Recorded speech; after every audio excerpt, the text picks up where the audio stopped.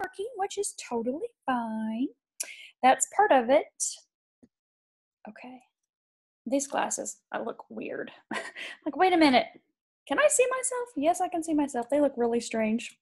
Where are my other glasses? Maybe they're over there. Let me see if they're over there. Yeah, hang on. Let me get my other glasses.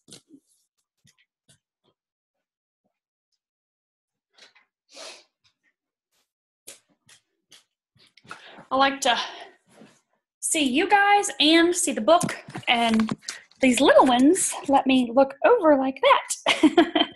All right, you guys. So on chapter 10, before I do chapter 10, let me ask you guys, because last week we talked a lot about gratitude. Obviously, it's the magnet that attracts everything you want to you. So I talked about the gratitude journal, and I sent you guys the Steve Harvey video that was sent to me during this Zoom. I thought that was super cool. But I also sent to you the way I do my gratitude journal. If you guys want to comment on the side, if not, no big deal. Did anybody start their gratitude journal? Did anybody get a gratitude journal, or did anybody start writing in it? That way, where you use 10 different paragraphs, or did anybody get the book The Magic that it came from, possibly? If you did, comment over here on the right hand side so I can kind of get an idea. Yes, started? Okay, cool. Awesome. Good. You started writing. Good. Awesome. Okay, cool. So yes, you did start. Good. You ordered the book. Yay, you got the journal last night. Awesome. Yes. Oh, good. You got the book. Yeah, the book's awesome. It's definitely one you'll want to have forever. I have taught from that book so many times. It's easy just to take a chapter, and if I've got something to present on, I'll just randomly go through the book, pick a chapter, and poof, I can present on that chapter. Such a great book for so many reasons. All right, so chapter 10 talks about the further use of the will. And you remember last week we talked about you can't use your will on anybody else, to will them to be your customer, or to join your team, or whatever. You can only use your will on yourself. And that's what we should be doing, right? We use our own willpower. I can't tell you how many times that people say to me, I don't have the willpower to eat like that. I don't have the willpower to work out like you do. I don't have the willpower to work like you do. And I say, well, exactly, you don't, because you keep saying you don't. So there, because I'm no different than anybody else. It's a choice, right? We choose to use our willpower for our own benefit, right? So on the first page, I underline where it says the world is not going to the devil, it's going to God. So, I don't get much into this with people. I definitely don't have discussions of religion and things like that. Everybody has different religious beliefs. I believe there is a God, obviously. That's obvious. I believe that there are many paths to that God, many beliefs, many belief systems. I'm not here to judge anything, right? Because does God judge anybody? No. And he created everybody in the whole world. So to me, there's zero judgment. Believe what you want to believe. Pray how you want to pray, to who you want to pray, what you want to say, whatever. That's not why I was put here on this earth, to turn people into whatever. That is so not me. I went to church my whole life. My mom took me every Sunday. I don't think I shared this with you guys. I think I shared this with the other group. For me, there was a girl named Christian Cummings. Interestingly enough, her name was Christian Cummings, and it was a little United Church of Christ, a little bitty country church. And we'd go every single Sunday, and my mom would take my brother to his room, and I would go to my room, and she would go to her church part, right? So we had Sunday school. Well, Christian Cummings was in my Sunday school class, and she had parents that were extremely wealthy, knowing what I know now. And not that my parents were fine. They, weren't extremely wealthy, but we didn't have any lack for anything. And so Christian came in with the designer handbags and the designer clothes and the super cool everything, right? Like, as a child, this girl had purses galore and shoes galore and super cute clothes that I didn't even know what Gucci was back then. And this girl was decked out in it, right? Her mom and dad were super successful, traveled the world, entrepreneurs. And so I always remember sitting during Sunday school talking to Christian about all of her clothes and her purses and her shoes. And that literally is what Sunday school consisted of for me for my entire childhood until I got to high school. And then I went to a Methodist church with my best friend that she went to in high school. And for me, that consisted of youth group. We didn't sit through church again. We went to youth group, and youth group meant we had parties, we had fun, we did stuff together. But we also went like to Florida, and we went tents on the beach, and we partied. And it was all about the social. So for me, most of my childhood was very social, and it didn't revolve at all around actual religion. And I'm super grateful for that, believe it or not, because I don't have any negative programs or beliefs. I've talked to people that feel like they're going to hell if they do this, they're damned if they do that, the devil's going to get them for this, and they've got a lot of very negative programming. And I've got the opposite too. I've got friends that have great experiences with church. And then I have my husband who's in the middle, that was raised Catholic, went to Catholic church his whole life, and couldn't even tell you why you do one Catholic thing. We actually even took a why Catholic class as adults because he wanted me to convert to, well, his parents did. Mostly his mom, let's just be honest, wanted me to become Catholic. And I'm like, you can't explain why you're doing that stuff. I don't believe in all that. You're just doing, so I took the class. It was like a 9-week. They came to our house after Taylor got out of the hospital, and I was like, we had to call the priest in. He couldn't even explain why they did some of the things they did. And I said, this makes no sense to me. No. It is a no for me. It did not resonate with me at all. And again, to each his own, right? No, absolutely no judgment on what you do or don't do or believe or don't believe. I'm not here to do any of that, right? I'm here to help y'all get rich. But I have to say this because this is my personal belief, okay? When people say the devil's got in her, the devil's got her head, the devil's trying to stop me, the devil's preventing me from reaching my goals.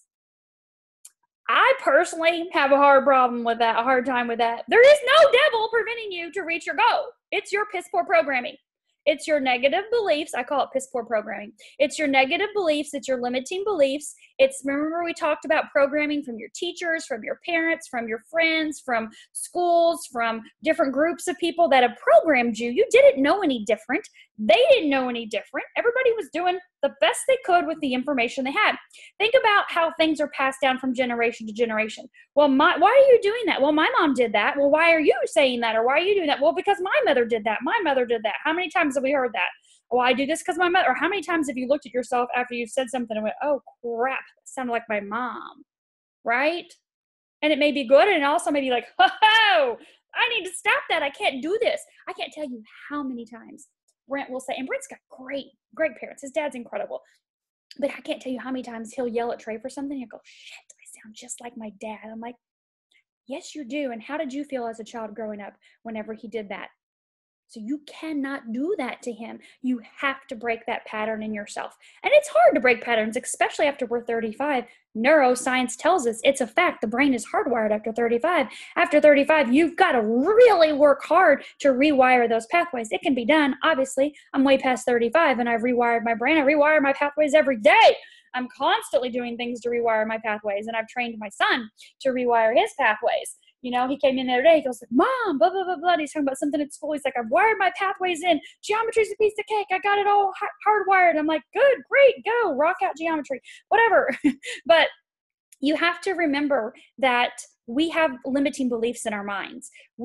There's no physical devil standing there stopping you from getting your butt out of bed and getting on the phone and calling people, or walking out the door and blitzing people, or making phone calls, or going to a party, or setting up a table. No physical thing is stopping you from doing that except for you, right? So I have to say this here because I don't want people to use this as an excuse. And I'm not saying people always use this as an excuse. There are some Ambassador Diamonds. They'll say the devil's working hard against us right now. They'll come in the page and they'll post, the devil's working so hard against us. So-and-so left our team. And I'm like, no, the devil is not working hard against you. It's life. Crap happens. People leave. People quit. Stuff happens. People talk crap, right? Not everybody's nice. That doesn't mean there's like a physical devil there trying to stop you. It doesn't mean there's a presence of a devil trying to stop you, okay? You are creating your life. If you look at your life, and I swear to you, I've done this a million times. I'll drive down the road. This happens a lot because I drive a lot. And I'll be like, okay, let me get a check on my life. And I kind of go physically, emotionally, mentally, home life, relationships, Brent, kids, finances. Does everything look the way I want it to? If there's an area I need to tweak, what do I need to do? I need to tweak it. I am creating this reality. There's nothing stopping me but me. So if I'm not where I want to be physically, what can I do different? Flipping burpee challenges. Do I want to do burpees? No. Do I want my stomach to look like I do burpees? Hell yes. So what am I going to do?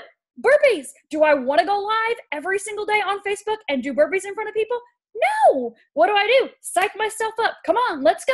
You got to inspire somebody. Maybe it's going to inspire somebody to get their butt on the ground and do one too. I don't know. In the meantime, I really am vain and I want my stomach to look a certain way. So there it is, right? Just throwing it out there. Why not? Okay. So there's nothing preventing me from reaching my goals. Yes, life happens. I took Taylor to a neurologist today. We haven't seen a neurologist since we left the hospital over 10 years ago. She has a shunt in her brain. And the one doctor we went to earlier this year, he's a eye doctor. And he's like, you should really have somebody follow you. She has something in her brain. And I'm like, we've been doing pretty good for 10 years without it. But all right, okay, I don't mind as long as he's, I need a man that's going to not be a crazy guy, right? Because I'm in charge of this child. And that didn't work out so well when I let somebody else in charge of her. Me, God, we got this. Doctors, not so much, unless you're going to come from the right place. Well, this guy I met today came from the right place. Super awesome, super compassionate. So he's like, oh yeah, she doesn't, nope. Do you want to do an MRI? No. Would you want that shunt removed? No. He goes, good. I don't either. You're good. Can I send you to a rehab doctor so he can look at her physically and see what changes could possibly be made to help her physically improve? I'm like, yeah, write me that referral. Great. He's like, man, this has gotta been hard. She wasn't born this way. I'm like, nope, but we sure have dealt with it and helped her improve. And she's always made improvements all these years, right? So it's a choice. Was I happy that happened? No, it's life. It's part of it, right? She and I had agreed on that before we came in with God, said, hey, I need a mama that's going to be able to get shit done for me. Put me with one of those girls. Okay. So come on in, Taylor. Jump on in here. All right. So we're going to just hang out and have a great life for about 4.5 years. And then the stuff's going to get flipped upside down. Let's see what you're going to do with it. Right? Life happens. Things happen. You have choices. The devil did not put her in the hospital and make crap happen to her. There's no way. That was God. She agreed on that. I agreed on that. We came into this together for the betterment of both of us. And we are I'm light years beyond what I ever imagined I would ever be. So I have to say that because I want you to think of it at a different perspective. Because I think it's so important that people say, well, the devil's working hard against me. No, the devil's not. What do you need to read? What do you need to listen to? What do you need to journal? What do you need to write? What do you need to do to make your life different? So remember, this whole book is about taking ownership for your life. Big girl panties on, swallow that pill. All right, let's go. Okay? So with that being said, it's a wonderful becoming, realizing that it's God. It's all God. It's all God. Right? Everything's God. So on the next page, give your attention wholly, you see that? HWOLLY, to the riches. Do not focus on poverty. If you don't have the money in your bank account that you want right now, I totally get it. But you have to focus on what you do want, the abundance that's coming to you. To become really rich is the noblest aim you can have in your life, for it includes everything else. On a competitive plane, the struggle to get rich is a godless scramble for power over others. But when it comes into the creative mind, all is changed. All that is possible in ways of greatness, of service, of lofty endeavor comes by way of getting rich, because all is made possible by the use of things. So think about that, you guys. Let me mute here. I got somebody mute. Okay, there we go. So on the middle of that page where he says, I just love this whole paragraph here. You can aim at nothing so great or noble, I repeat, as to become rich. And you must fix your attention upon your mental picture of wealth to the exclusion of all that may tend to dim or obscure the vision. How many people do you have in your life? How many people do you see at your job on a daily basis that want to dim your vision, that want to shut you down, that want to tell you it's not possible? What do? Cut them out of your life? Yeah, why not? I mean, why do you want people like that around you? And I'm not just saying bye, goodbye, kick them out, like I'll never speak to you again, mom. But on the same token, I will share this with you. When I got involved in network marketing, and again, I can't remember if I shared this with you guys or with my other group that I talked about this, but when I got involved in network marketing 14 years ago, my mom was furious. My dad was mad, but he knows not to say much to me, but my mom's very vocal. And so she and I, we've always butted heads because we're very independent, vocal people. And I'm going to do what I want to do. It's my life, right? And I make my choices. I'm a big girl, right? I can do that.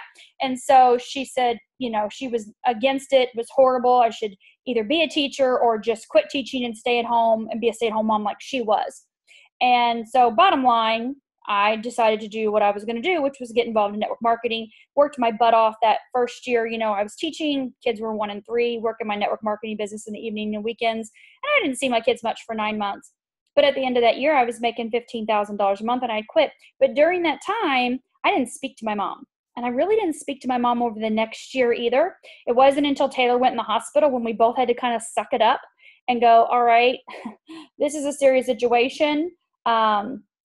We're going to need to get along and talk to each other. But for a couple years, we didn't really speak to each other much at all because she was mad that I was a successful entrepreneur living my goals and dreams. Bottom line, she was jealous. That was it, right?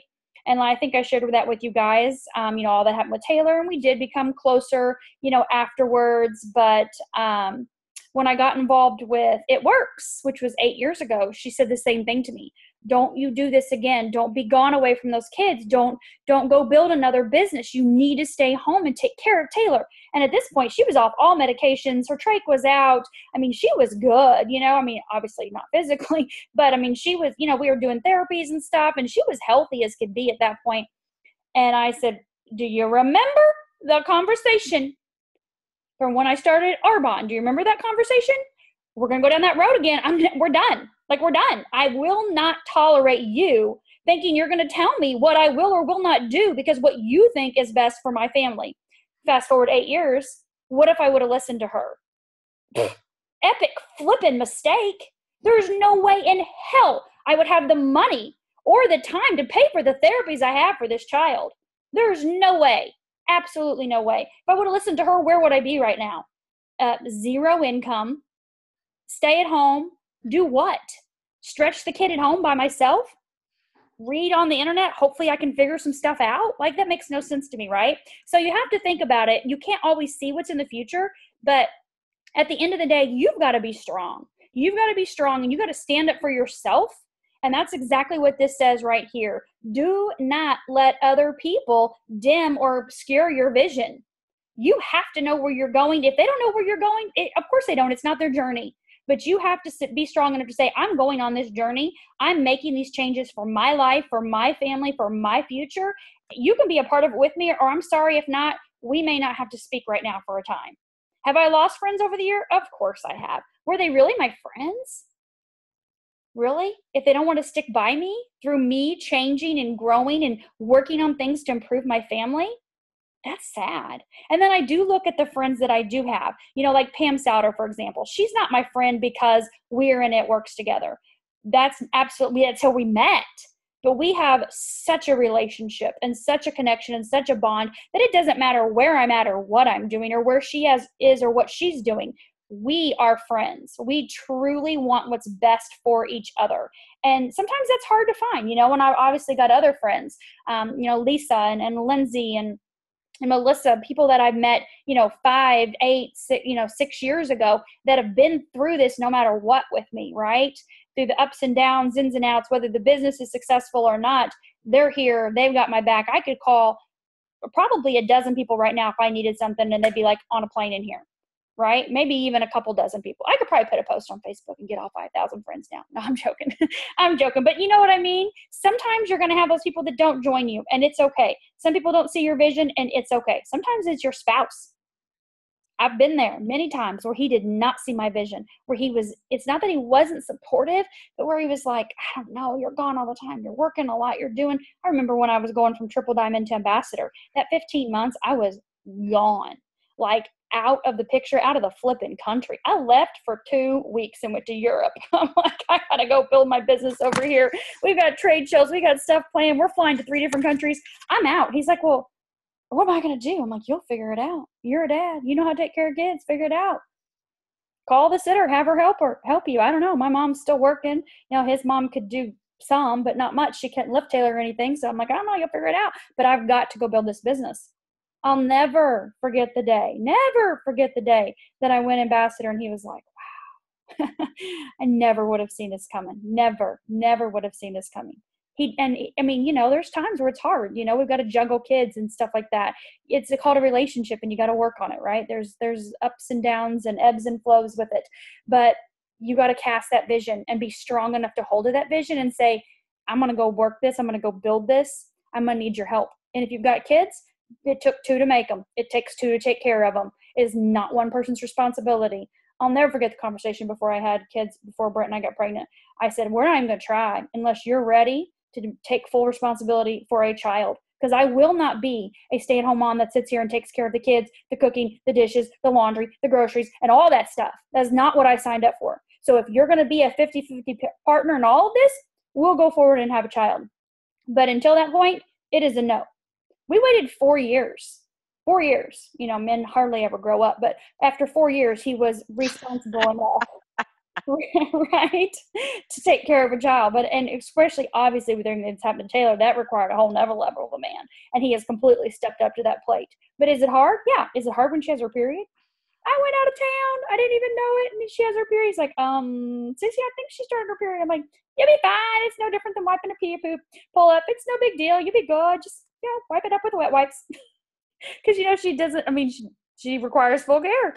He's like, all right, Dad of the Year award. I got this. I'm like, yep. Dad of the year. You got this, right? So it's a give and take, but make sure that you're strong in what you believe. All right. So, I don't know where this stuff comes from. So some people remain in poverty because they are ignorant of the fact that there is wealth for them. But you guys are not ignorant. Obviously, you're on here. And these can be best taught by showing them the way of affluence in your own person and practice. You lead by example. Happiness comes from being rightly rich. Now, I will say this, okay? There's a secret. And the secret is happiness comes first. Then you're successful. If you are not happy, you're not going to be successful. There's a great book. You can write this down for later. It's called The Happiness Advantage. Sean Anker actually spoke at one of our conferences years ago. He's got 2 books out. He's went to Harvard and studied at Harvard another 12 years afterwards to study what made people successful. Was it the time? Was it the education? Was it the hard work? Was it the environment? All this stuff we've talked about. Happiness comes first. When you're happy, we've talked about this in here, living on your purpose. When you're on fire about what you're doing, when you're excited about what you're doing, you're successful. If you're dreading what you're doing, if you're dreading going blitzing, or you don't want to sit up that table, or you don't want to call people, or you don't want to make, whatever parties or invitations or follow-ups, if you don't want to do those things, you're not happy. You're not going to achieve success at it, right? It's got to be something you're looking forward to. Like, I am fired up. I get to sit down today. I'm in the office. I get to do these follow-ups, or I'm sitting at Starbucks. I'm going to working on my phone. Yes. I've got my green tea here. I've got all the, good juju from Starbucks, right? The mermaid goddess going on there. Talk about an incredible place to build a business. Built all the way to Ambassador Diamond in Starbucks. Still work at Starbucks every week. Why? Because it is a multi-billion-dollar business. Multi-billion-dollar. You can go in there and not even order anything. Take your own bottle of water and sit down. The energy in the Starbucks is incredible. Incredible. Get out of your house. Get out of your house. Go put your at work shirt on, sit your butt down at a Starbucks, and start meeting people. Get your laptop out or get your phone out, get your It Works catalogs out, throw some samples out on the table, put some greens in your bottle or maybe some ketones in your water bottle, and watch your business explode. Go meet people. Go meet people. You never know where your next rock star is or your next best friend is or maybe your next spouse or your maybe, I don't know, right? Oh, it's an incredible place. So on the next page, you can serve God and humanity in no more effective way than by getting rich. That is, if you get rich by the creative method, again, not competitive. We're not competing. I'm not competing against you.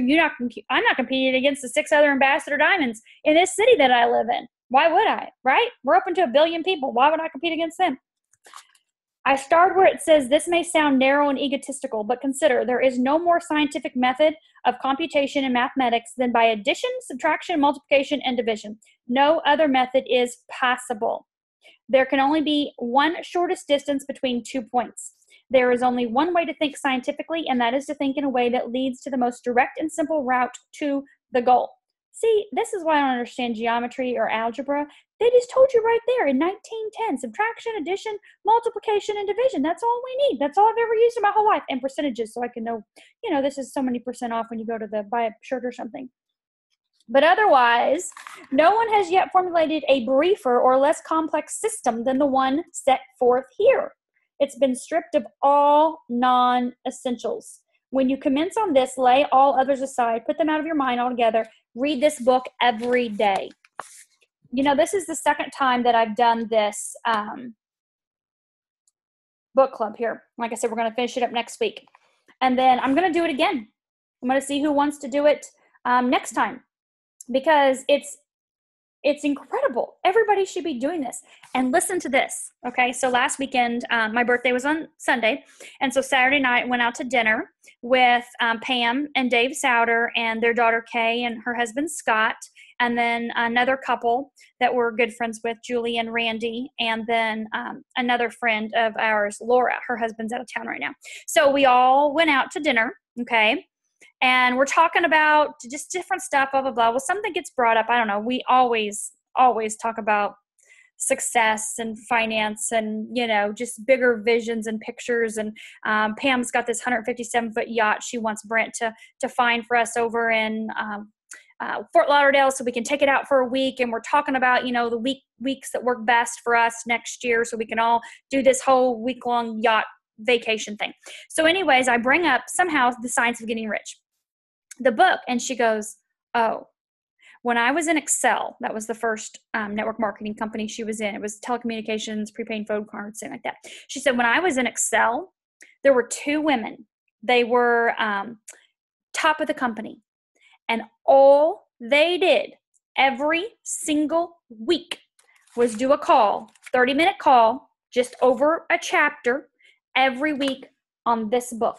She said, every week I listened to it for the entire time I was in that company. They talked about this book every single week. She goes, you're doing a book club on this? I go, yeah, this is the second one I'm doing. And she goes, that is genius. I forgot all about that. She said, I soared very quickly to 6-figure income earner. You guys, this was back 30 something years ago. I soared to the top to a 6-figure income earner, listening to them teach 1 chapter per week, every single week, and their businesses exploded. Everybody's businesses exploded that was doing that. She goes, you're onto something. You better keep doing that because your team's just getting ready to blow it out of the water to the whole next level if you keep doing these. She goes, I can recite the whole book word for word. I've listened to it so many times. I was like, yes, in the flow with Miss Pam. Again, love it. Okay, these little tidbits. All right, so on the top of the next page, after you have made good and become rich, you may study other systems as much as you please. And what he means by this, so he says, read this book over and over and over and over again, basically until you've reprogrammed yourself to believe that you deserve to be rich, A, and that you will be because you are applying what's in the book. So it's one thing to read the book. Okay, great, I read that book, I loved it. Whatever, I've read a million books that I love. You have to apply what's in the book in order to get the results. And that is exactly what you should do over and over and over again. Then once you have become wealthy by what's this instructions in this book, this mathematical, scientific way, then go ahead and start reading other books, okay? And there's gazillion books out there, right? Gazillion different teachers, lots of different people. Just an example, that's exactly what I did. When I started in network marketing in 2005, I got my hands on this book. Remember I showed you the copy that I highlighted in pink and I wrote all over? I actually printed it out, the big printout. I read that book over and over and over and over and over again that entire school year. Was I exhausted? Of course. Did I keep reading? Hell yes. Like I said, by the end of the school year, 9 months later, I went from making $1,800 a month to $15,000 a month and quit my job because of this book. So I'm telling you, it's real, but you have to immerse yourself in it, and you have to do it every single day, living from that state of gratitude. And something else you guys will watch, when you live in that state of gratitude, you don't become involved in conversations that are, you know what I'm talking about? Like this crap, right? It doesn't come around you. When you live, it's almost like you live in this happiness, grateful bubble. And all that stuff just kind of bounces off. It reflects off of you. And so your spouse doesn't come at you with this, right? Or your friends or your family members or your coworkers, because you're putting off this vibe of immense gratitude and happiness and joy and peace and love. And you're so connected to God that there's no way any of that can come into your energy field. And if it does, it's for a split second for you just to kind of go, oh, contrast. Yeah, no, I'm not very interested in that. Nah. And you nix that conversation. I'm not going to have this discussion. And you walk out of the room. Done. Right? Because you're over here in La La Land. Brent used to say to me all the time when I was first getting started in Arbonne, Stacey, you live in La La Land. You live in La La Land. You need to get into reality. I said, dude, I will never get into reality. And of course, by the end of the school year, he's like, I want to be in La La Land. Forget reality. This is incredible. And he said that to me several times over the years, and it works when I was first getting started too. He's like, you just think this is all that's going to magically happen? I'm like, yeah, I don't need you to understand it. You just need to stay out of my way while I'm doing it. And then poof, here it comes. And he's like, man, your La La Land is a sweet place. Will you retire me? Yeah, I'll think about it. Anyways, do not dabble in, and okay, so all of this stuff here where he talks about, okay, so this is interesting. Don't dabble in theosophy, spiritualism, or kindred studies. Perhaps the dead still live and are near, but if they are, let them alone. Mind your own business. So to me, the dead are not like dead people in your house, ghosts or whatever. They're people that are just not awake. They're people that don't understand this, or they're not studying this. They're not staying connected. So just stay away from them. People that are, like I just said, negative, right? So at the bottom, I underline where it says, and this is where you're going to start hearing this over and over again, there is a thinking stuff from which all things are made. That's God, right? That's that substance. And its original state, that purified state, permeates, penetrates, and fills the inner spaces of the universe. A thought in this substance produces the thing it's imaged by the thought.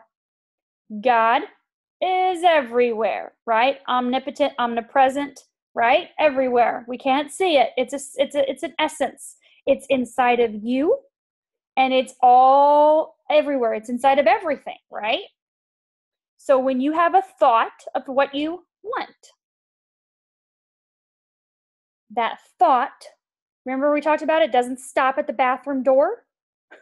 It doesn't bang into the closet wall, right?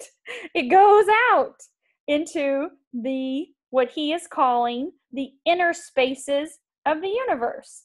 Some people call that the quantum field. God created science. The quantum field is science. It's real. It's legit. It's measurable. Okay? So we can call it the universe, the inner spaces of the universe, but that everything that you can't see is where your thoughts go. Okay? So it's not like they're just like bouncing off the walls and jumping back in your head. Are you guys with me? Anybody? Joanne? Joellen? Yes, you are. Okay, cool. Yes, I can see your head. The rest of them, I'm like, okay, maybe not. Yeah, okay. Christina, I can see you. Dawn. Okay, cool.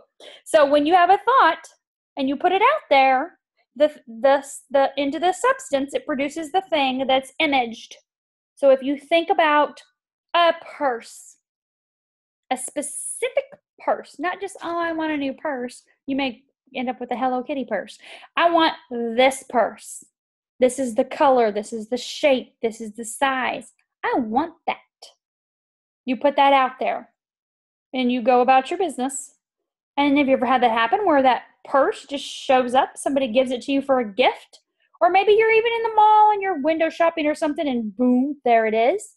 You didn't even know it was there. Or even better yet, how about today? It pops up on your news feed as an ad. Isn't that fun? Swear to God, listen to this. So earlier, Brent's like, man, Stacy, he's like, my ankle's been hurting. He bruised it. He golfed a lot last week with the gala, and his dad in town, he likes to golf every day. And he said, I bruised my ankle, which he doesn't have any movement. He had shattered his talus bone before we met 25 years ago, dirt bike riding. So anyways, he says it's really hurting. And I think I probably ought to get like a pair of slippers or something around the house because the tile's hard. And I feel like maybe I need a little pair of slippers or, like comfy shoes to wear inside of the house. We don't wear our shoes in the house. I said, sure, I'll order you a pair. And he goes, well, I got online on Amazon, of course, and I found some that had like, the cushy lining inside, the little fur filled and just slip-ons. And we're looking at Amazon. I go, how about these? Do you like these? He goes, yeah, but Trey's going to want a pair too. And I said, well, Trey can, wear yours in the house. It's totally fine. You guys can share. I kid you not. I get an email notification from Amazon about my order, right? 2 pair were ordered. I did not have 2 pair marked on there. I looked at him. I said, okay, I'm sorry. I said 2. We talked about 2. I didn't order 2. I didn't say, will you please order me 2? I didn't speak to Alexa. I didn't say, Alexa, order me 2 pair of black slippers, 1 for Brent and 1 for Trey. But my phone went ahead and ordered 2 pair. So now we have 2 pair coming tomorrow. So be careful what you say out loud. If you want 1, say 1. 1, Amazon, 1. All right, you guys. Chapter 11, acting the certain way. Thought is the creative power or the impelling force which causes the creative power to act. Thinking a certain way will bring riches to you, but you must not rely upon thought alone, paying no attention to the personal action. I want to talk to you guys about this because I have so many times over the years had people say, I'm praying and I'm praying and I'm praying. I'm on my knees praying. I'm spending hours praying. I've had one lady, she was like, Stacy, I'm in bed 3 hours praying to God. And I said, Helen, get the heck out of bed and go work. Like you need to pray for 2 seconds. Pray ceasingly means do it all the time during the day. Yes, did you underline that part too? Go to work. You can't lay in bed all day or be in the church all day or be on your knees all day. Praying, it's going to happen. Like it is not going to happen. God blesses your action. That's it right there. He blesses your personal action. A person must not only think, but his personal action must implement his thought. So we can think about going Ruby. We can think about going Diamond. We can think about going Ambassador Diamond, but it is not going to just magically all happen. It is not. Trust me, it's not happened in the history of any business. You don't just lay around and pray it in. Yeah, you better be praying. You better be thinking about it. You better be obsessed with what you want to where it permeates and penetrates and fills the inner spaces of the universe, right? But you also got to get your butt out there and put forth the effort, okay? Because God's not going to bless you laying around. He's not going to bless you thinking about it. That's a dreamer, right? By thought, you can cause the gold in the hearts of the mountains to be impelled towards you, but it will not mine itself, refine itself, coin itself into double eagles, and come rolling along the roads, seeking its way into your pocket. It's no different than a distributor or a loyal customer, right? Posting's not working. That's not working. Posting is not work. Me doing burpees live, that is not the work. You know what the work is? The work is tomorrow morning when I get to BNI. And I talk about how incorporating a healthy lifestyle using our whatever product I'm going to talk about tomorrow morning and maybe give out samples, right? Last week I gave out Greens Choose samples. Who knows what I'll do tomorrow morning? I'll think about that tomorrow morning. But me working, talking to people, getting in front of people, sharing. Thursday morning, what am I going to do? I'm going to go to the gym. I'm going to talk about keto. Of course I am. We got 15 minutes. We're standing there waiting on class. I got 24 active listening people listening to me talk about the food I made last night, the fat bombs I made, my keto lifestyle, right? I get on the treadmill yesterday morning and a girl looks at me, Facebook friend. She goes, Stacy, have you lost weight? I go, yeah, girl, I lost 1 pound. She's like, oh, I just need to lose 4 more. 4 more. I go, I know, I got 2 more to go. 1 pound. And she was like, you've lost weight. I'm like, you cannot tell I've lost 1 pound. You can't. I know you can't. I can't even tell I've lost 1 pound. But the scale said it, and she paid attention on my Facebook, right? And so what do we start talking about? She's buying keto coffee. Of course she is. You're doing something different. What are you doing for breakfast? Keto coffee. Oh, I need that. I'll lose my 4 pounds. Yes, you will, right? That is working. That is action. Okay. So yes, I did some posts about it. Yes, I shared some stuff on social media, but you've also got to talk about it. Okay. All right. You must do so. You must so arrange your own business affairs that you may be able to receive it when it comes to you. Your thought makes all things, animate, and inanimate, work to bring, I'm reading sideways, so I got to read back this way again. I was trying to read it without my head down, but I can't read over the other side. Okay. Your personal activity must be such that you can rightly receive what you want when it reaches you. So this is super cool, okay? So this whole section here, you have to be able to receive it, okay? So when you're out working, you're in the receptive mode. So you know what you want, you know what your goals are, and then your personal activity is such that you are able to receive the new loyal customer, the new distributor, the new promotion when it reaches you. You're not to take it as charity or to steal it, obviously. You must give every man more in use value than he gives you in cash value. So think about this. Think about our products. Okay, they're very affordable, super crazy affordable. We are giving people more in health value with our products than what they're paying us in return. Do you realize that? Like the commission you're making is nothing compared to the value you are giving someone in their health. That's the kind of company you want to be with. That's the kind of product line you want to be with. One that gives them so much more value than what you're taking from them. Okay? And when you do that, it's going to be multiplied tenfold. Your faith and purpose positively impress your vision upon a formless substance, which has the same desire for more life than you have. And this vision, this is huge. I made lots of squiggly lines here. This vision received from you sets all the creative forces at work in and through their regular channels of action, but directed towards you. It is not your part to guide or supervise the creative process. All you have to do with that is to retain your vision, stick to your purpose, and maintain your faith and gratitude. So basically what he's saying here is your faith. Remember, and I hope you watched that video last week with faith.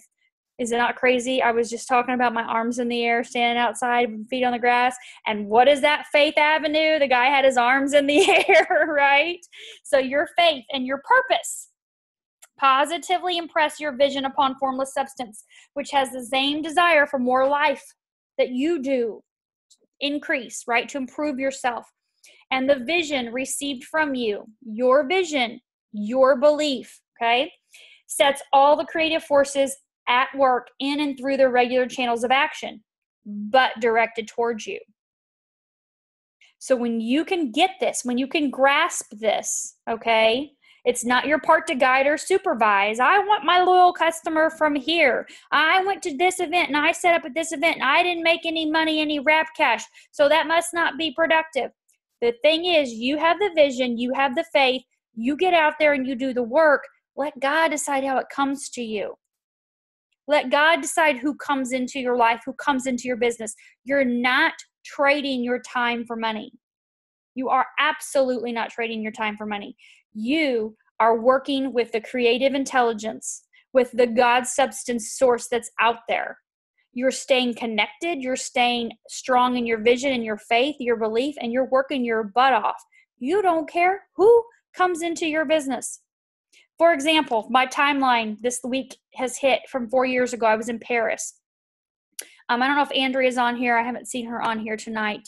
Andrea Williams.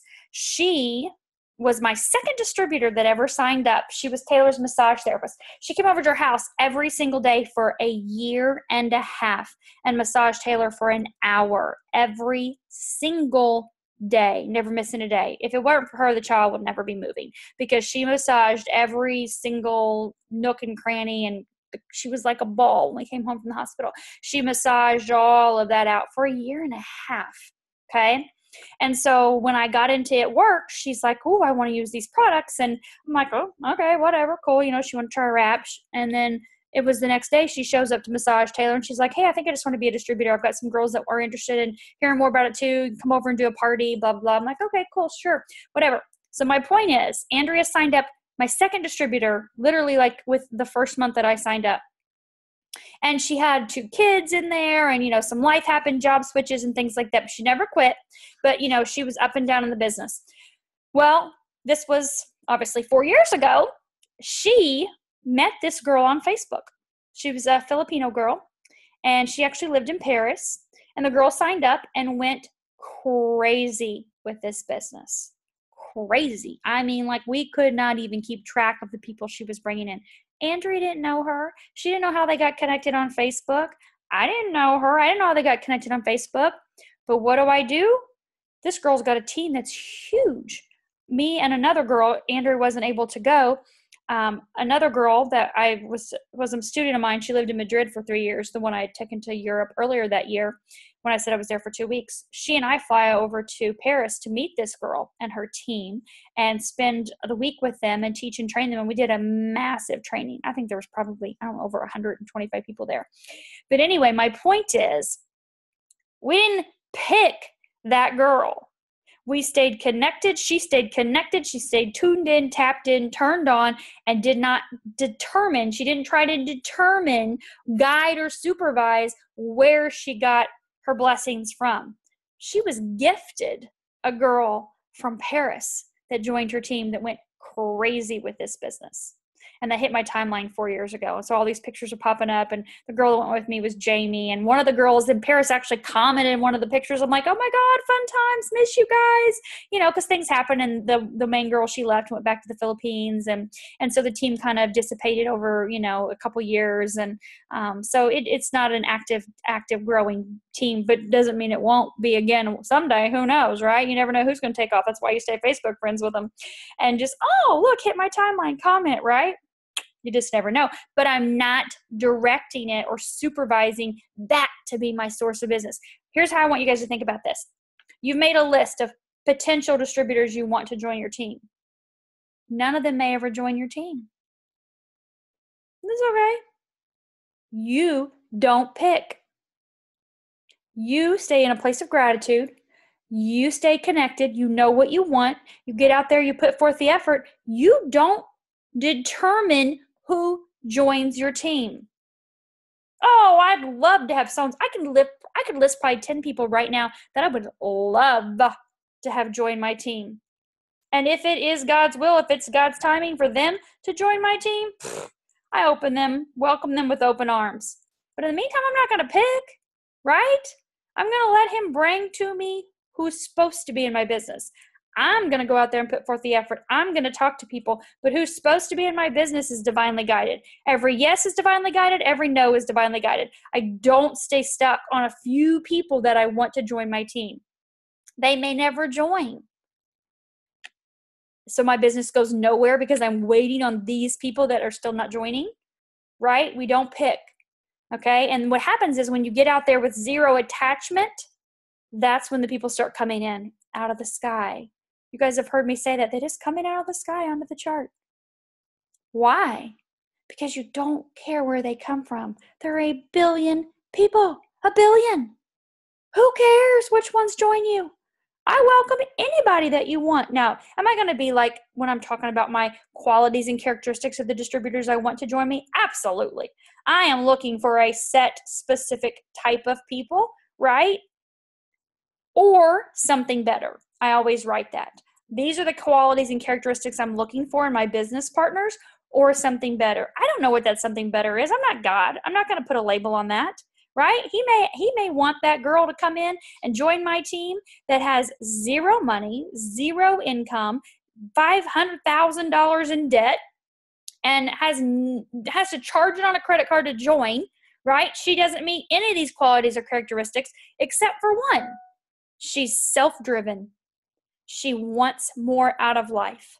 And so she'll go and make this thing a massive success and pay off all of her debt, right? That's like the majority of Ambassador Diamonds. They've come in with nothing.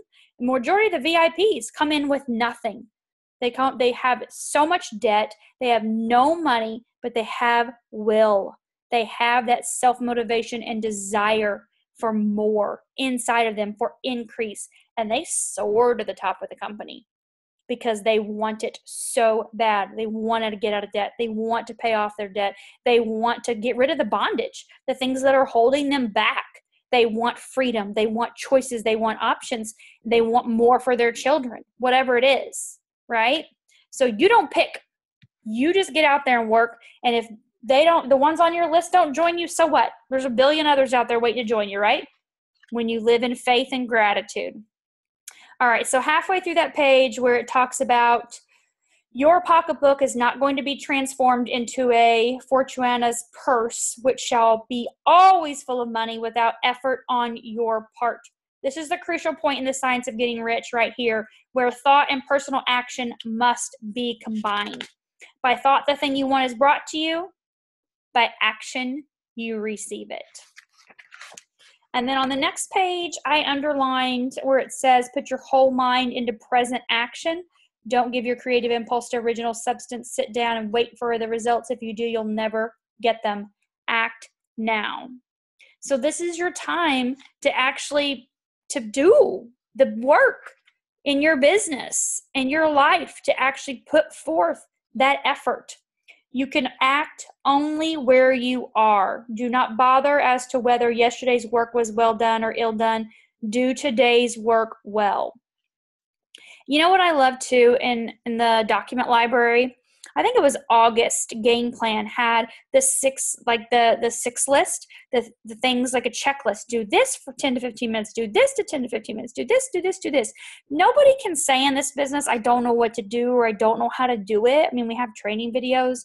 I'm sorry, YouTube. There's 50 million videos on YouTube. Pick one to watch and go apply what it says, right? Do you want to work on Instagram? Great. Go follow Jade Hooper. Go follow Susan Wade. Go follow Alyssa Bilyeu. Those are like Instagram gurus. Go watch what they're doing. Watch their videos on watch a video or 2 or 3 and go apply and make it your own, right? Oh, you don't know how to do parties? Great. Go to YouTube and go, how to do a rap party. Watch it and go do it. Right? Oh, I don't know how to blitz. Oh my God, there's 50 million blitzing videos. Watch 3 or 4 of them and go do it. Right? That's what it is right here. You have to do today's work well. If you didn't do it well yesterday, okay, great. Today is a new day, but you got to go do it. Okay? Don't wait for change of the environment before you act. Get a change of environment by action. If you don't like the job you're currently at, you can't wait till you quit before you build your It Works business. That's like me when I started Arbonne. I wasn't going to quit teaching. I couldn't. My husband was like, there's no way in hell you can't quit teaching. You just got your master's degree. We don't even know what network marketing is. And I'm like, I really don't either. I don't know. We'll just see how this thing pans out, right? But I'm gonna do everything I can to be on with my kids. So I'm not going to stop. It's going to be crazy, but I'm not going to stop.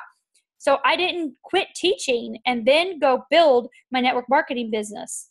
I went through crazy, insane action, working full-time as a teacher, full-time as an Arbonne independent distributor, and full-time barely seeing my children as a mom, right? I barely saw them. They don't remember it. They don't. Do they remember it? No. Taylor remembers the day that mommy quit teaching. That's the day that I remember. That was the impressionable moment. Trey was 1 year old. He don't remember any of it. Has it hurt him any? Oh my God, no. Not at all, okay? Even if your kids are 12, 10, 12, 15, 20, whatever, have a conversation with them. I have conversations with Trey all the time. But mom's got to do a Zoom. Okay, cool. What are you going to do? I'm going to do my homework. Okay, great. What are you going to do? I'm going to play my game. Okay, good. I'll come back and talk to you after my Zoom. He knows this is when mom's working. Mom can take him to school. Mom can pick him up from school. Mom can take him anywhere she wants, anytime she wants. But if I say I got a Zoom, I got a Zoom. He's like, okay, cool. That's mom's work, right? Where everybody else's moms go to work all day long, okay? Or maybe all night long, right? A lot of times moms work or nurses their evening time. So get your change of environment by action. Don't wait for the change environment to happen. And don't spend any time in daydreaming or castle building. Hold to the one vision of what you want and act now. And at the very bottom where he says, you are to begin now to perform these actions in a certain way, which will surely make you rich. On the next page, I starred and underlined this part where it says, hold the vision of yourself in the right business with the purpose to get into the faith, to get into it and the faith that you will get into it and are getting into it, but act in your present business. So use your present business as the means of getting a better one. So if you're in a job and you don't like your job, then you still need to be as best as you can in that job, in your present environment, as you're getting into another one. Think of this as your rank that you're in right now. Whatever rank you are right now in this business, you still have to act in your business, even though you're not happy. Maybe you're a Ruby and you're like, I'm not happy at this rank. This is not where I want to be. I want to be Diamond. Okay, great. But you still have to hold that vision of yourself in that rank of Diamond as you're working as a Ruby up through the ranks. Your vision of right business, if held with faith and purpose, will cause the supreme power to move the right business towards you, and your action, if performed in a certain way, will cause you to move toward the business. If you're an employee, blah, blah, blah, it talks about that. But at the bottom where it says, hold the vision of yourself in the job you want while you act with faith and purpose on the job you have. So if you're a Diamond and you're saying, I want to be a double Diamond, you've got to hold your vision of yourself while you're acting. Okay? Does that make sense to you guys? And then the last part, let me see. Okay, the last part on there, I'm not going to read that to you, but I hope you guys circled all of this part right here on this page, because this is the whole thing, this thinking stuff, so which all blah, blah, blah, blah, that it builds on, that he builds on every chapter. Yes, good, Joellen. That part right there, make sure you circle all of that. And then chapter 12, it's not too long, it's just a few pages, like 3 pages. I underlined at the very beginning, it's efficient action. Okay, so the last chapter was acting in a certain way. This is efficient action. You can advance only by being larger than your present place, and no one is larger than his present place that leaves undone any of the work pertaining to that place. So what that means is you've got to do the work that you've got to do at this position. So if you're a distributor, you should be doing as best as you can as a distributor. Okay, so contact your loyal customers, follow up on any declines. That's important that you're doing the things that you're supposed to be doing in that position. But having a larger belief, you can advance only by being larger than your present place. So that means you're doing your job as a distributor. So since you're doing your job, you can move to that next level. Say you're a Ruby, you've got 5 distributors under you, all of them, they need to be launched. This is so key. Launched and launched and launched and launched. Those distributors need to be launched over and over again. It just means we're having lots of parties or get-togethers or whatever, keto events, whatever you want to call them. Your job is to make sure that you are working with the people that are on your team. Now, if they're dead, whatever, right? But I'm talking about the people that are alive. Remember I talked about dead people earlier? The ones that are alive, that have a pulse, that want to respond. Hey, let's do a party together. Hey, let's go blitzing together. Hey, let's make some phone calls together. Hey, let's set up a table together. That, when you're doing those things efficiently with the people on your team, that is you becoming larger than the position you're at, which means you are ready and able, more responsible to handle more. So God will bless you with more. Are you following me? Does that make sense? If you're not even following up with the customers you have or the distributors you haven't had a party with anybody that's on your team, why would you think that you're going to have 24 people on your team to work with if you can't even work with 5, right? So think about this. If you're not partying with 5, say you're Ruby and you've got 5 people on your team. If you're not having 1, 2, 3 parties a week or setting up 1, 2, 3 tables a week or having phone calls every day, however your method is, contacting, messaging, reaching out, blitzing, with the people that you have, why would you think you'd be blessed with 3 times that amount? You got to do a kick-ass job with the ones you got, right? And your own personal business, because your personal business, you personally adding new customers and distributors is critical, okay? Because we can't raise the dead. It's easier to give birth. We know that, right? Like, we're not like all here trying to raise the dead. It's easier just to go get new people and give birth. So sometimes you have people fall off, right? The weeds get them, the birds get them. Jim Rohn talks about that. People suck the life right out of brand new people. You're like, oh, I swear she just signed up and now she canceled. Whatever, right? It was probably some crappy person in her ear. She didn't have a strong enough belief system or belief in herself, right? She didn't have the confidence to say, screw you, whatever, I'm going to go do what I want. It's all right. It's her journey. Maybe she'll watch you and come back later. If not, it doesn't matter, right? Go add a new person, right? Because you're building your personal business and you're building your business with your team. Then God says, oh, let's bless you with more because you're larger now than what you were. Not size, you're shrinking because you're doing keto, but you're larger. Thanks, Denise got that. Yeah, Joellen got that. You're larger than you were, so you're able to handle more.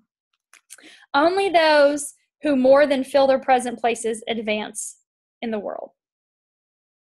Does that make sense? It makes total sense. It makes total sense. On the top of the next page, I underline where he talks about no society could advance if everyone was smaller than his place. The law of physical and mental evolution guides social evolution. In the animal world, evolution is caused by excess of life. When an organism has more life than can be expressed in the functions of its own plane, it develops the organs of a higher plane and a new species is originated. There never would have been new species had there not been organisms that more than filled their places. The law is exactly the same for you. Your getting rich depends upon your applying this principle to your own affairs.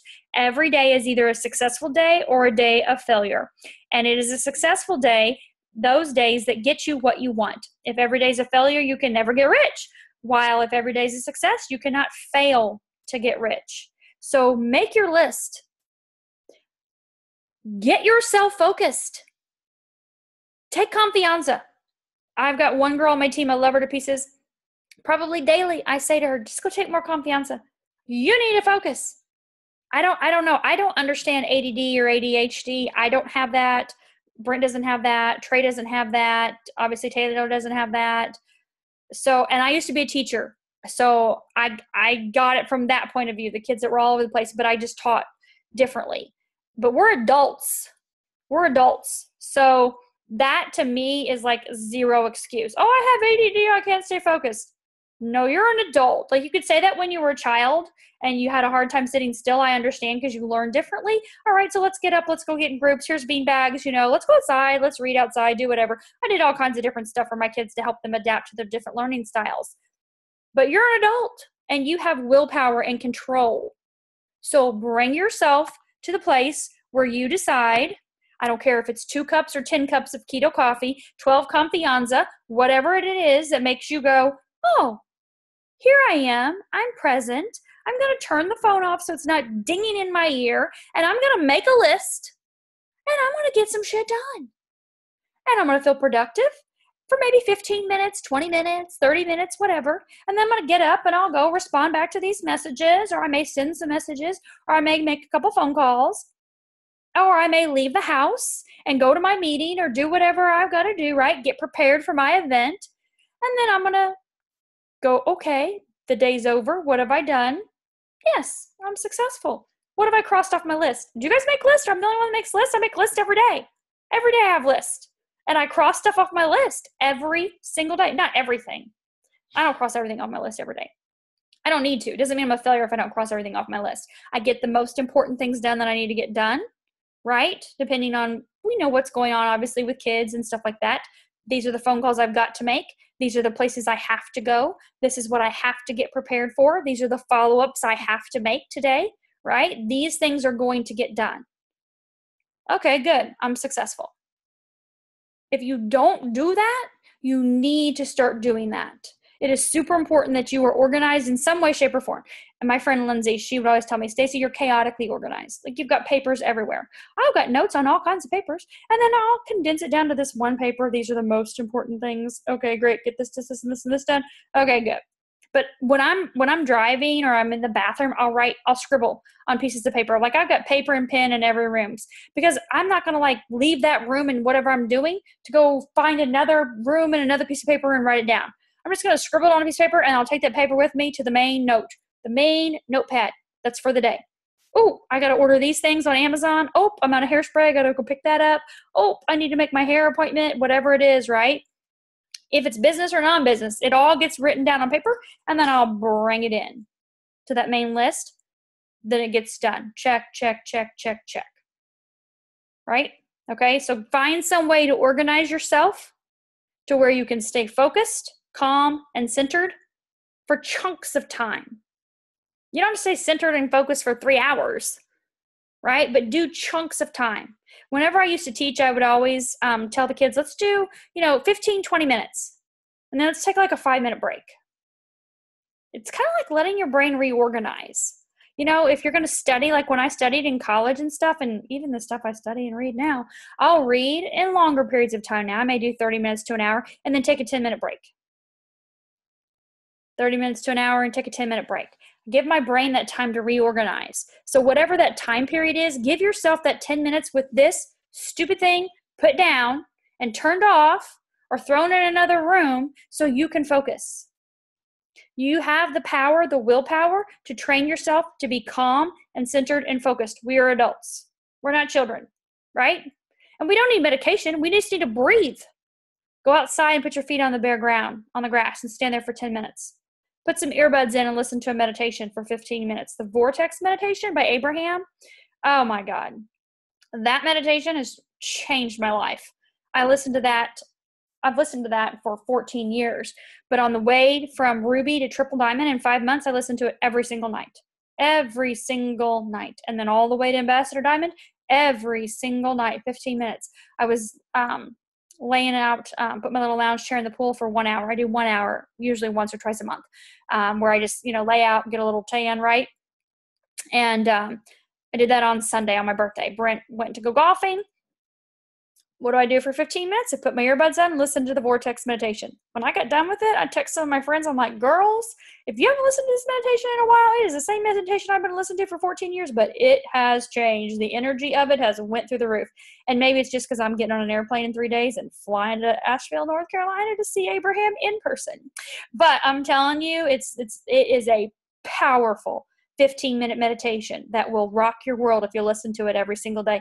Put your earbuds in, turn the phone on, vibrate, ding, stun, whatever. All that crap is off, and it's just you connecting to God. And that's what it is. So, so powerful. Awesome. I love the blocks, Denise. That's great. Lindsay always sets a timer, like a ding, like a kitchen timer, and she'll set it for like 20, 30 minutes, whatever. And when it's off, then she's done with that task, and she'll pick back up her phone. So, anyways, you are all going to be so wildly successful. I can't wait. You already are successful. It's done. It's already done. On the next page, do every day all that can be done that day. There is, however, a limitation or qualification of the above that you must take into account. You are not to overwork nor to rush blindly into your business in the effort to do the greatest possible number of things in the shortest possible time. Like I said, I got things on my list, but I don't check everything off every day, and it's okay. Right? Feel success at what you did accomplish. You are not to try to do tomorrow's work today, nor to do a week's worth in a day. It is really not the number of things you do, but the efficiency of each separate action that counts. This is where people are like, oh, I'm not multitasking. I'm getting this done. I'm doing this. I'm working 12 things at one time, and zero's getting done successfully, right? Efficiently. You want to focus on one thing and do it well, and then go to the next. Multitasking, I don't even know where that came from, but it doesn't work. So just stop. Okay. Every act is in itself either effective and efficient or ineffective and inefficient. I wrote in the sideline, no multitasking. I just talked about it. That's hilarious. I guess I think my own thoughts over and over again. The cause of failure is doing too many things in an inefficient manner and not doing enough things in an efficient manner. So your multitasking is not getting you anywhere, right? If you look at the end of the day and you're like, what's in my bank account? Who's on my team? How's my business exploding? Am I efficient or am I inefficient? Right? Because it should be super efficient. You should be super successful in your business, in your finances, in your relationships if you're efficient, being present and efficient. All right. At the top of the next page, I underlined where he said, you will see that it is a self-evident proposition that if you do not do any inefficient acts, and if you do a sufficient number of efficient acts, you will become rich. You make each separate act a success in itself. And this you can certainly do. You can make every act a success because all power is working with you and all power cannot fail. Power is at your service, and to make each act efficient, you only have to put power into it. Every action is either strong or weak, and when every action is strong, you are acting in a certain way that will make you rich. And then I underlined at the bottom of the next page, or that page where he says, putting the whole power of your faith and purpose into it. It is at this point that the people who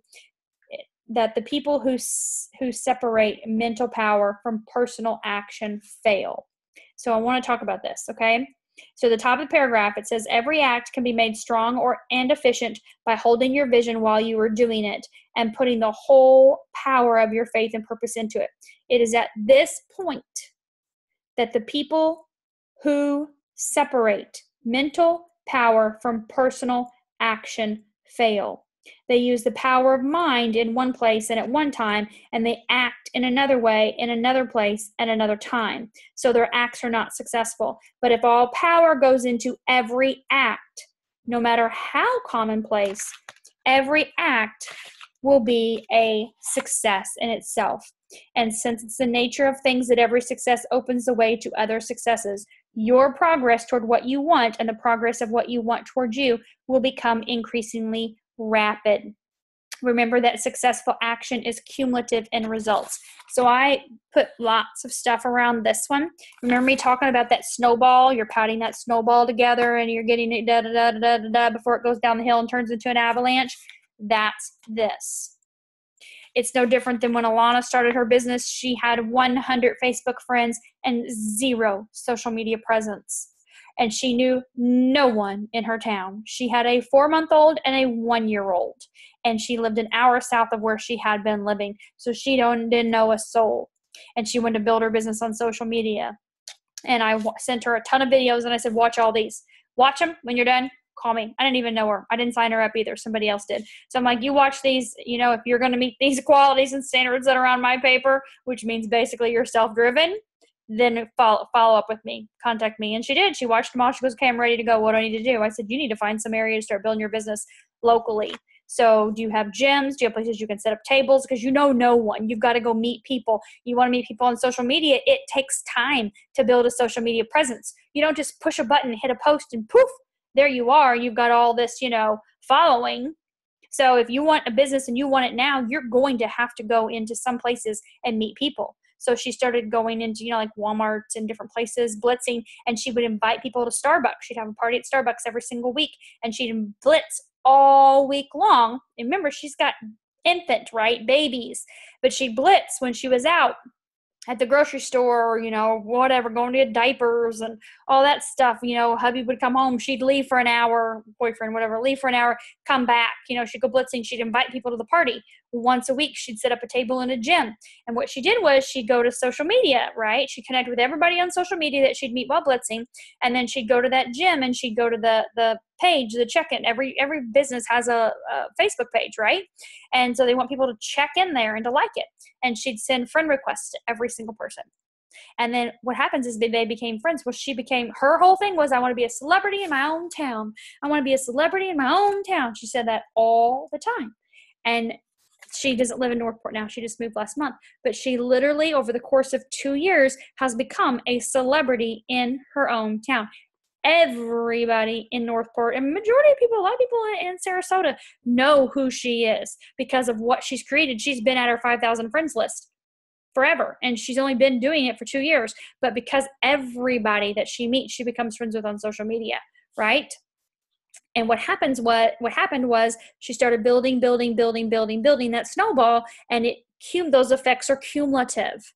Okay, so to the point where, she was a ruby at the beginning of 2017, and 26 days later, she was a double diamond, because those effects had been building over the 6 months before, and then poof, all of a sudden it exploded, right? And then again, cumulative effects building out there, building, and poof, triple diamond, right? So it's a continuous, okay? So make sure you're efficient. Everything that you do is efficient. And saying that you must hold your vision while you're doing each act, however trivial or commonplace. So this doesn't mean that you're running around all day going, I'm diamond. But you have that belief. It's a belief in you. And it's like it's centered in your core. It's like when I was telling you guys, when I knew I was going to Ambassador Diamond 2 weeks before the month was over, and Brent was, I don't see how it's going to happen. You're too far away. It was like it was completely aligned in my core that it was done. It is so done. I don't need to have this discussion with you. It will happen. It is done. It's a feeling. That's what I'm talking about.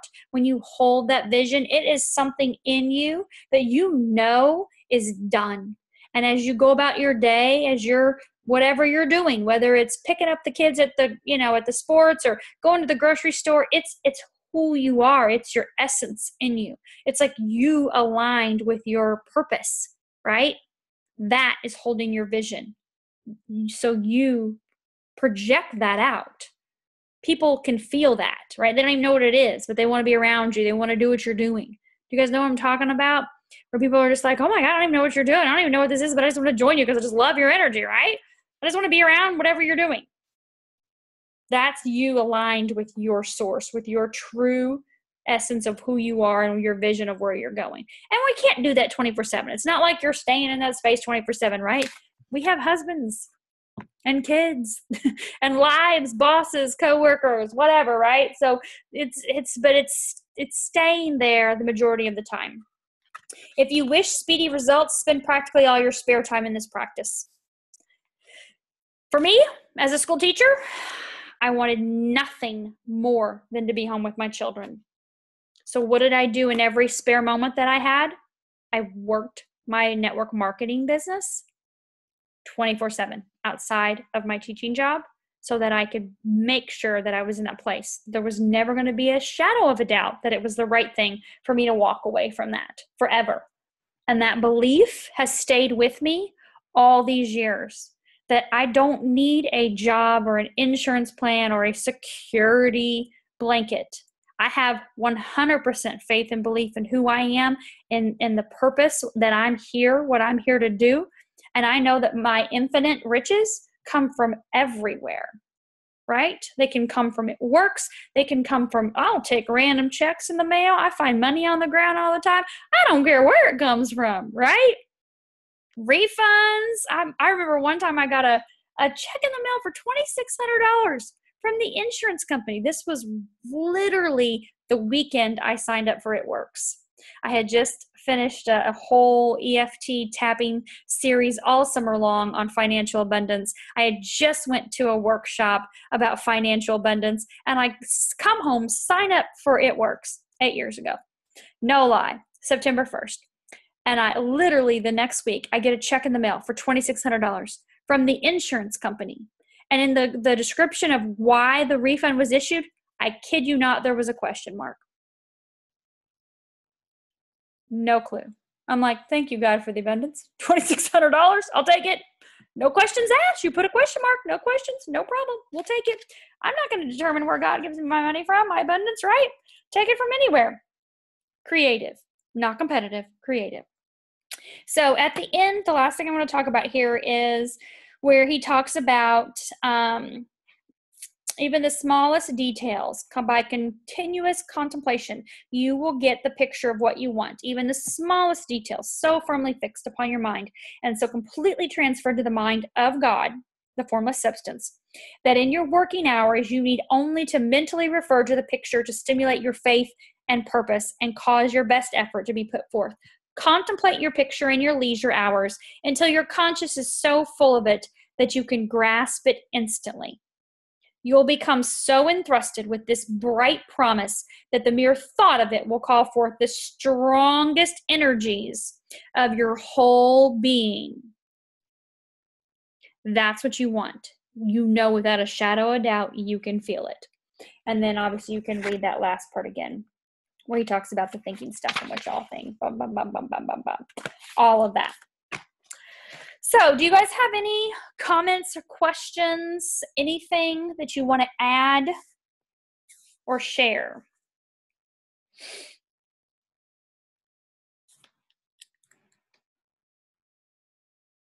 You can unmute yourself if you have anything you want to share. Andrea, you do?